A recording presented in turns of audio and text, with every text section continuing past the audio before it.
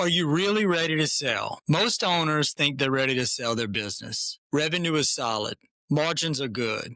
They've got a good team. Then they talk to a buyer and get a 30% discount to their valuation. And they suddenly realize they weren't actually ready. The problem?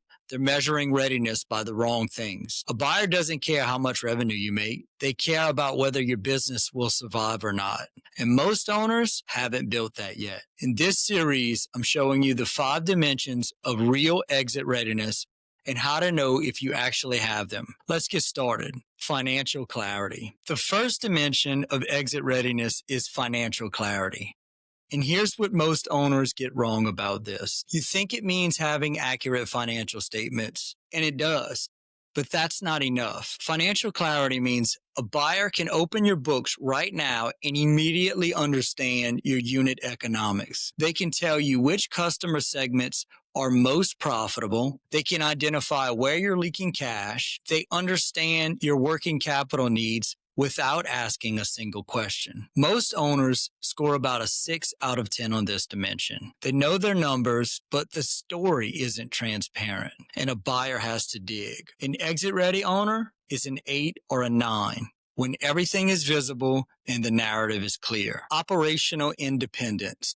Here's the uncomfortable truth about most businesses. They're successful because of the founder, not because they have great systems. This is called the operational independence problem, and it kills valuations. When a buyer looks at your business, they ask a question. How much does this depend on you? If you're closing deals, if you're managing key relationships, if decisions wait for your approval, you're not operationally independent. And that's a massive red flag to a buyer because they know the minute you leave, things fall apart. So here's the real question. How many deals are you still closing yourself? How many customer relationships do you still personally manage? If the answer is a lot, your biggest problem is there to fix. Not revenue, not margins, your dependence. Customer stability. I'm going to ask you 3 questions.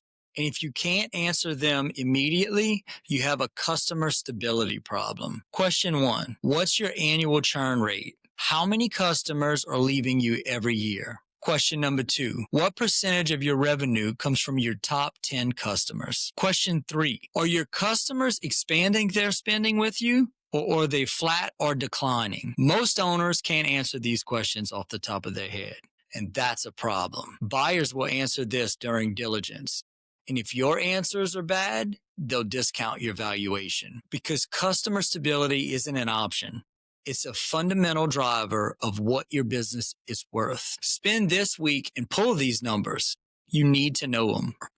Market position. Here's a hard question about your business. If a well-funded competitor showed up tomorrow, could you actually defend your market share? Or would you be forced to compete primarily on relationship and price? Most owners answer honestly. It would be price and relationship, and that's a problem. Defensibility is huge. A defensible business sells for 2 to 3 times more than a commodity. So ask yourself, do I have proprietary technology, a unique brand position, switching costs that keep customers locked in, unique capabilities that no one else has? If you can't point to something concrete, you're in a commodity business, and that's a lower valuation. Buyers know this, and they're looking for it.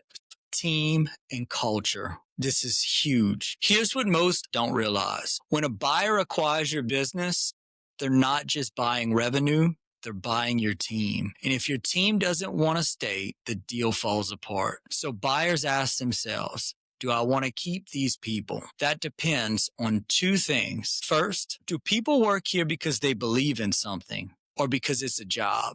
And second, can your team think strategically or are they just excellent executors? If your team is just executing your vision, that's a problem because they're not going to know what to do when you leave. But if your team is engaged, they believe in the mission, and they can think for themselves, that's gold to a buyer. So here's the real question. If you left today, would your team fight to stay or would they start looking for new jobs? So what's your exit readiness score? Here's how to know if you're actually ready to sell. Take these 5 dimensions we covered: financial clarity, operational independence, customer stability, market position, and team and culture. Rate yourself on each one from 1 to 10 and be honest. Add them up.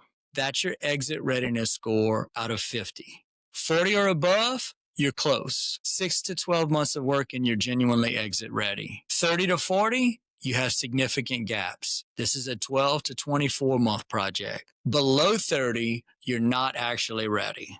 And that's okay. Now you know you can plan accordingly. The owners who get premium valuations don't wait until they're ready to figure out what ready means. They know exactly where they stand and they build a plan to get there. So what's your score?